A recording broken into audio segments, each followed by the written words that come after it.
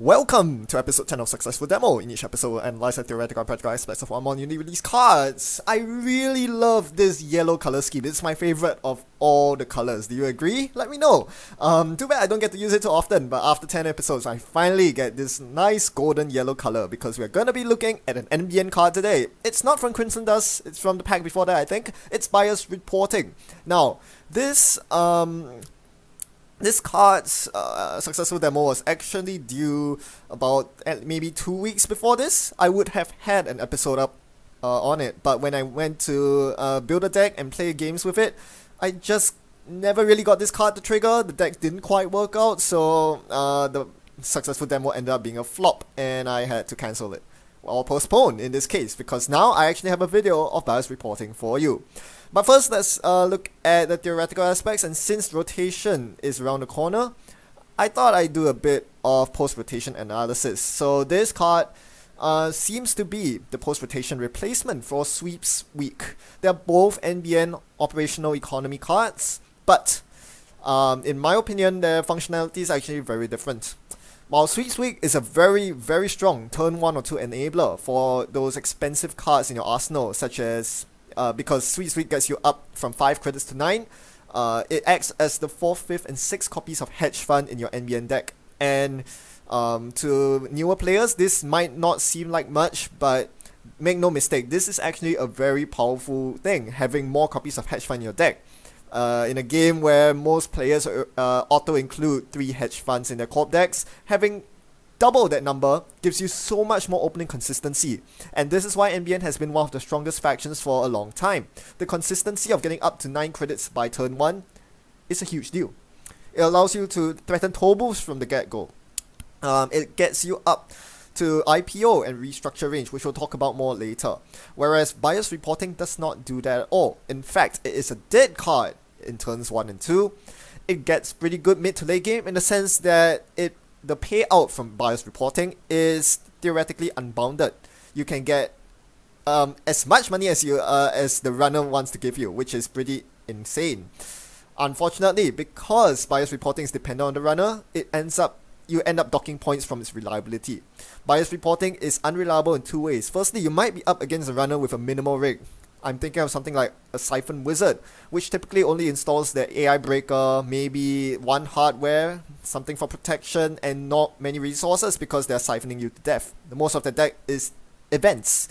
Against such a deck, bias reporting is completely dead. In contrast, Sweeps Week is almost always active, unless the runner is actively keeping their hand size low, in which case you are benefiting because that means they're probably not drawing cards. Therefore, Sweeps Week is a much more reliable economy card than bias reporting, even though it might not yield as much money, and this is a very important consideration if you're building a competitive deck. Which is why I think bias reporting is for the most part weaker than Sweeps Week if you're looking at the pure competitive aspect. Because the opening turns are so important for NBN. Being able to threaten big money and getting the reliable Sweeps Week is so important, especially when you are not sure what your opponent might be packing in terms of whether they are spamming resources or spamming programs like a Shaper Big Rig Deck Deer deck. These kind of decks are what bias reporting preys on. In contrast, Sweeps Week preys on a different subset of decks. We are looking at Andromeda, who can easily burst out of the gate faster than NBN does, but Sweeps Week allows you to catch up with the Andromeda on turn 1. Obelisk is another big mention. Against Siphon Spam decks, you might be in trouble because against Siphon Spam, it's very difficult to land, say, a Psychographics, which is often your win con against a Siphon Spam deck. But with Sweeps Week, you can easily sweeps up to big money, install a build, and cycle it out for the win. This is a huge combo that bias reporting does not provide you. As such, I think Sweeps Week just has better coverage overall. It covers your weaknesses in the super fast Andy matchup and in the Siphon Spam matchup, and it also gives you a lot more consistency than bias reporting, which is why I think a lot of competitive players will agree that NBN is going to take a power hit in terms of economy once Sweeps Week rotates out. So that's my commentary on rotation. Today we'll be looking at pre-rotation, however. We'll be building a pre-rotation deck, and as such, we want to compare bias reporting to the neutral economy cards. We are assuming that our deck already has Hedge Fund and Sweeps Week, and now we are with those 6 economy cards, we're saying, let's have a bit more economy. Are we going to play IPO Restructure, or are we going to play Bias Reporting? So IPO Restructure gives you 5 net profit of 5 credits. To beat that, your Bias Reporting would hence need to trigger get a 4 or more trigger, which means that your opponent, your runner, must have at least 4 programs or 4 resources installed in order for Bias Reporting to even potentially outmoney IPO or Restructure. 4 is kind of a difficult requirement. I mean, most runners by the end of the game will get at 4 of a kind up, but you don't really want to wait for the end of the game until to get your economy. That's not very good. So yeah, comparing against IPO, I would have to say that IPO would be a far more reliable, because if you're running a deck with 3 hedge and sweeps, chances are you can rather reliably get up to 9 credits by turn 1 or 2, which means that you're immediately in IPO range. Whereas with Bias Reporting, you're not getting the IPO money. Restructure's a different story though, because there's a 10 credit threshold. It's really awkward to get to the 10 credit threshold. Your first turn would need to be something like hedge, credit, ice, and then you can play the Restructure, but that means you can't res the ice on turn 1, you know. And if you don't draw a sweeps or hedge at all, you're in a really bad spot. If you only draw IPOs and Restructures, you can't even play Restructure right after the IPO, because IPOs are terminal. So these are very awkward interactions that Bias Reporting kind of gets around, being not a terminal and not having a high credit threshold.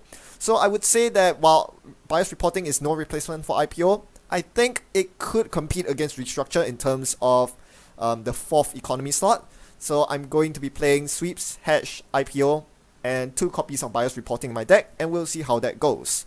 But first, let's look at the deck we're going to be playing today, which will... it's a snake! Snake! A snake! Ooh, it's a snake!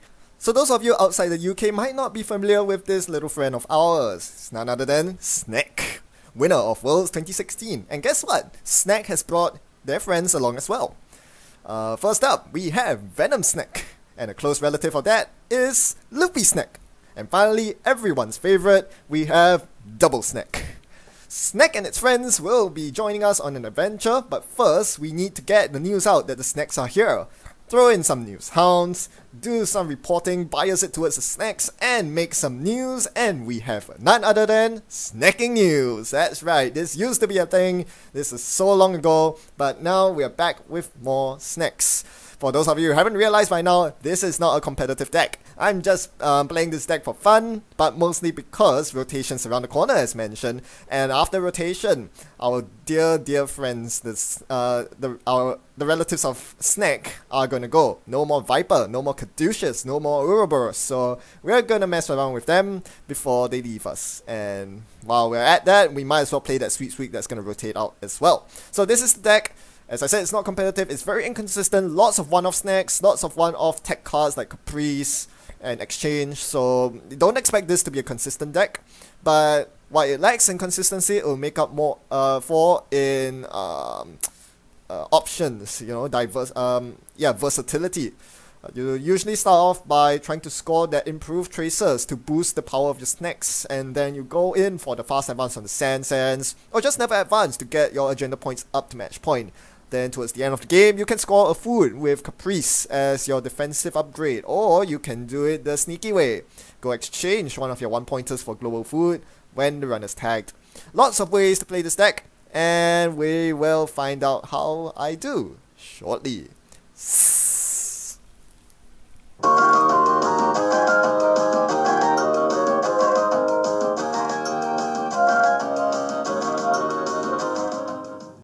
Well, Snecking News, not off to a very good start here. That's not the best mulligan. I do have the Astro in hand, but the mandatory food draw really doesn't help matters. Thankfully, we have a Jackson Howard to clear my hand, but here you clearly see right from the get-go where Sweet Sweep would be so much superior compared to Bias Reporting. That Bias Reporting is just going to sit there in my hand. It's going to sit there for a very long time. Even this IPO is doing more work than the Bias Reporting against my opponent who's playing Smoke and hasn't dropped a bunch of resources just yet. The fact that my opponent has not dropped the Temujin just yet tells me that they haven't found a Temujin. Better find my 3rd piece of ice before they get the Temujin up. For those of you who don't know, Smoke is all about the Temujin. If you get an early turn 1 Temujin, game's gonna go well. Otherwise, the setup phase is gonna be hell. I'm gonna make it hell for my opponent by dropping the scarcity of resources on them. So this is gonna make resources cost a lot more to play, and funny enough, Smoke actually does rely a lot on the resources. Be it the Netmer Curve for the stealth credits, or the Beth for the drip, econ, card draw, and clicks. And of course the Temujin. So this scarcity is really gonna stifle my opponent's growth, but because they prioritize early breakers over early resource building, they can actually now start applying pressure on my centrals. Good thing I've News Hound on my HQ. That's gonna help defend my HQ for a bit. Now I find an Astro on a Sans. I do drop the Sansa and my opponent doesn't react to it, and they have no clock threat on the board, so I'm definitely gonna get the Astro scored ASAP. This Astro is gonna really help threaten my opponent very quickly. My opponent drops Temujin on Archives, finally found it, runs Archives and steals the global food in there that I chucked. Whoops, I forgot to shuffle my cards with Jackson. Oh well. Feeding my opponent the food's not so bad because I do run Breaking News Exchange. The biggest loss, however, is losing the scarcity, the current. Not only now can my opponent continue building that resource rig up, it also deactivates the end run on my News Hound on HQ. So yeah, I'm in a bit of a pickle here. I had to think about my next turn. I decided to draw for more ice. So now it's between Pop-Up and Viper on Archives because Archangel's a bit too expensive. I decided to go for Viper here because my opponent reviewed their decoder to be the Houdini. Now Houdini gets up to 6 strength with 1 pump. So Archangel is actually not that good. If it were a Refractor, Archangel would be really good because it forces 2 stealth credits on each Archives run.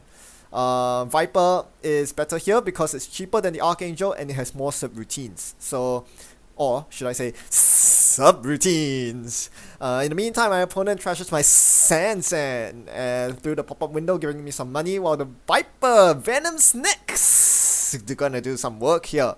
Gonna, I wouldn't say neutralize the Temujin, but probably reduce the profit gain by about half. So that's not too bad. Notice that I still haven't used my snacking news credits just yet. My opponent has been diligently breaking every single set routine, so no chance to use those recurring credits. Well, I guess that's a good thing, forcing them to use their breakers instead. And now I get my second Sansan up with a breaking news in hand. Yep, so the breaking news is going to be very valuable. It's going to be a conversion from 1 to 3 points once I find the one-off exchange of information in my deck. And given the way I phrased it, you can probably guess I'm not going to find it for quite some time. In the meantime, you see my hand is completely clogged up by these completely, utterly dead bias reportings because my opponent is sitting on 2 programs, 2 resources. These bias reportings are going to do jack. That's really bad. I mean, I wish these were restructures, right? At least I could click for credits, get some restructures going, but no. These are sitting dead in my hand. My opponent hits the Snek, the King Snek, and King Snek is going to snack away the Houdini and deal 2 net damage. Oh, this is so good here because net damage just sniped a Mad Dash and a Daredevil from my opponent's hand. The Daredevil is not going to do much because all my ice is single layered, but they definitely didn't see the painful sentries coming. Definitely not the Snek, and this is why Snek is so good. It's just a hard gear check that catches most opponents off guard. They think they're going to get tracers or tag ice, but no. No step on Snek. No step on Sneaky Snek. And my opponent runs my doggy dog, the News Hound. And the News Hound does not have an end run, so they're gonna get through. They might steal my breaking news. That would be bad. But it is last click actually. They're running into my News Hound last click without a killer. So I'm actually able to pump up the trace to strength 5, forcing my opponent to pay 5 credits into the trace just to avoid the tag. They do not want to be tagged, they do not want to lose the net marker, which is the right choice for my opponent. It was an ill-advised choice, however, for them to run last click against NBN. That could have been a turnpike that would have been way worse for my opponent. So yeah, my opponent got very lucky on that one. Did not find the agenda though. Instead, they're going for Archives for the Temujin money, which is fair enough, and sacking the clone chip for the Houdini. Alright. And yep, so that's pretty good for them. Unfortunately, because they did find the second global food, they're now up 4 points to 2. Things start getting a bit dicey, especially because HQ is technically porous. I find the next scarcity of resources, and this seems like the perfect time to play it, shoring up HQ and at the same time stunting my opponent's economy growth. Without the Temujin, they'll have to be clicking for credits for some time, unless you're about to see shortly. But first, back over to me. I'm trying to find my win condition. Now that they have SMC up, I have to worry about clot. So no scoring agendas easily. Not that there are any agendas worth scoring. I want to score a build or improve traces off the Sand in my remote, but I just don't have enough money. Again, back to bias reporting. It's just not working out. I decide that my opponent's probably not gonna have many more programs. They now have 3 after installing the SMC, so I may as well cash in the bias reporting for what equals a hedge fund. That's not where you want your bias reporting to be, but I was pretty desperate for the money there. So thank goodness I do find IPO here. So hedge fund to IPO gives me all the credits I need to start scoring out again. But my opponent's going to zoom up pretty fast because last turn they cracked the SMC, not for a clock, but for a Magnum Opus. It's very rare to see Magnum Opus and Temujin mixed on smoke, but this is really bad news because this means that they can recover economy quickly. And yeah, I'm on a ticking time bomb because once they have enough Magnum Opus money, they can easily penetrate any of my servers. Smoke is very adept at dealing with these high strength eyes, so improved traces is just not going to cut it against this game. I'm going to reshuffle stuff with Jackson because I know that I'm going to fast advance this build here. Without the SMC threat now, my opponent allowed me to get up to 4 points. So now the win route is very clear. I have the breaking news in hand. If I draw my one-off exchange, I instant win the game as long as there's no clot threat. And my opponent cannot really threaten clot here. You'll notice all the memory has been sucked up. Opus, Houdini, Kuroda, that's 4 MU. Without the console, they can't get enough memory to install clot without overwriting one of their programs. And that's because Sneaky Snek got the Daredevil. Yep. So I think they probably run 2 copies of Daredevil in their deck, which means that they have to plow through their other half of the deck to find the final copy of Daredevil, which buys me some time to short my remote against this assaulting Temujin and maybe try to jam an agenda in there.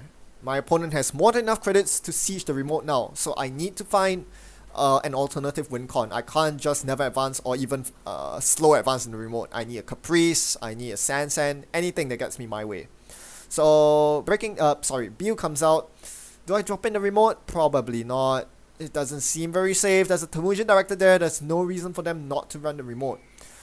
But then I draw an IP block, so I'm like, okay, maybe this can deter them. So IP block, Toll Booth, pop up. If they get the Bill, well, you know, they get to 6 points, so be it. The problem is fast advance is kind of turned off now because they do have clone chip and clot available. You can see the clot in the bin. I can't fast advance this breaking news. So yeah, the original intention was to swap the breaking news for the food, but due to the inconsistency of this deck, I can't find the game-winning exchange. So instead, I'm going to slow score out by going up to 6 points with 3 of these 2-point agendas. So this really puts the pressure on my opponent. They have to start running somewhere sometime soon. In the meantime, I'm not out of the woods just yet. Because of the clot threat, I'm not simply 1 breaking news away from winning. My opponent can easily stop the breaking news score with a clot, and this really worries me. Again, if you're a regular NBN deck, it's okay to feed a breaking news, but not in this game because this is my only copy of breaking news in the deck. Because the other 1-pointer slots have been dedicated to improve traces instead. So I really want this breaking news to count. This cannot go to my opponent. So I'm thinking here and I decide, okay, I'm going to bait my opponent into installing clot. Install. Any actions? No. If I installed the breaking news there, I would have won. All I needed to do was to advance it once, Astro token, and win. My opponent did not respect the possibility of breaking news into Astro. So I'm going to act as though this is my final build. I'm going to advance it once more. They know it's an agenda. The clock comes out on the table. Usually you would never ever do this against a smoke on 4 agenda points. Why? Because they almost always run indexing Mad Dash. They can easily drop a Mad Dash on server 2 and outright win. I cannot stop them from getting to the remote. If they Mad Dash my global food, they'll be up 7 points. They win the game. So that's huge. That's really huge. The fact that my Sneaky Snek sniped the Mad Dash means that there is a lower chance of them having a Mad Dash right now. So I can more boldly advance this global food. Meanwhile, my opponent assaults R&D with an indexing, trying to get their way. But I really didn't see why my opponent would do that because they don't have a way to break the Sneaky Snek. Sneaky Snek is still there, and now it's protected by Double Snek. So we have Double Snek into Snek. Both sentries, both are going to well and truly keep my opponent out. With the making news credits, I am able to boost the end around trace to an unbeatable level and fizzle the indexing. Well, it's not unbeatable, my opponent is rich, but they chose not to go on because the Cobra was just too much for them. So instead they have to settle for the global food that I have in there for them. But they meet the IP block, which is somewhat expensive. They meet the toll booth, which is again somewhat expensive, but they can easily deal with that money. Notice that by getting the Clot out, my opponent forfeited their magnum opus. So this tax is going to matter in the long run, although this game is going to close out very quickly with both players now on match point. Now that my opponent has the full set of global foods, it's down to the breaking news here. Can I win next turn? Nope, I need to purge the Clot first. So my plan is to purge the Clot here and hope that my opponent doesn't find another clone chip. So another win in favor of Cobra because my Snek sniped the Houdini. Remember the Trash One program that got the Houdini? They had to use a clone chip to recur that Houdini from the bin, which that is one less clone chip to fetch the Clot with. So yeah, my opponent needs to find their Clot recursion, which they don't. Instead, they find their Switchblade. That's the Sentry Breaker, and now they go on HQ, knowing that the winning agenda is in hand. 20% chance for my opponent to win. If they don't, I will fast advance this breaking news next turn and win. 80% chance. It's all down to the dice roll, and I'm very much favored. 1 and 5, they don't hit it. They hit my dead bias reporting. That card is dead as heck, but at least it tanked the HQ access and allowed me to win with that breaking news. It's been 10 episodes of Successful Demo, and I haven't seen a card as useless as this one. Well, at least I can add it to my useless collection. I may be biased against bias reporting, but really the only redeeming factor of bias reporting is that it's probably the first card printed that has Korean on it, which is pretty cool, as an acknowledgement of the Korean gaming scene. But that aside, this card, this game just speaks volumes. The double bias reporting found their way into my hand from very early on, and they just stayed there. I tried to keep them because they might pay off later on, but it just never came to be. One of them ended up being used, giving it the equivalent of a hedge fund, but that was so delayed. I could have used that money so much earlier, and even then my opponent could have easily decided to, trash the SMC and deny me that money. That sucked. The other card, the other bias reporting, never came into use at all. I would have much love for that to be a restructure. So if you're looking at the post-rotation meta, and you're looking for, straight up money to res cards like Toll Booth, or res your Sands, guess what? I think you're better off looking at other economy options. Even if there are asset options, even if you have to splash influence, I think a lot of these options are just so much more reliable than bias reporting. Because this smoke game was pretty, it wasn't the worst case even, or the best case. It was, I would say, pretty average in terms of the amount of setup a runner would have. And bias reporting just doesn't cut it there. And yeah, this is one reason why NBN is just going to take another notch down as we head into the post-rotation world. Because their economy, their burst economy is going to flounder so badly. And yeah, the only good options are now assets. So that's something else to explore in the post-rotation world. What I want to comment, however, the bias reporting did not win me this game. What did win me the game was none other than Snek. Of course, it's snacking news. And unsurprisingly, Snek pulled it through for me. This one card was the outright MVP for this game. This one little Snek here did all the work. For a one-off, you can't ask for more. The face check was the most brutal, even if it looked like it. The program trash meant that I could win faster because the clock wasn't there to stop me from the breaking news fast advance. 2 net damage, sniped the 2 most important cards from my opponent's hand, the memory and Mad Dash, as I told you earlier. It also locked up R&D for the longest time. They could only find a way to indexing at the very last turn, and even then, Double Snek was there to stop them. Meanwhile, Viper was hanging out on Archive, spreading its venom all across the bin. My opponent just couldn't get the Temujin contracts money going very well. They had to rely on the Magnum Opus. Ouroboros, well, you tried. But yeah, snacking news. It's so much fun. It's completely uncompetitive, but you get games like this and you're like, this is why Snek won worlds. Snek was easily one of the best memes produced by this game, and I'm going to be very sad indeed when Snek's friends are going to leave us as we head into the post-rotation world. Oh well, was good while it lasted. Thanks for watching and happy net running. See you around. Mushroom, mushroom. Mushroom, mushroom.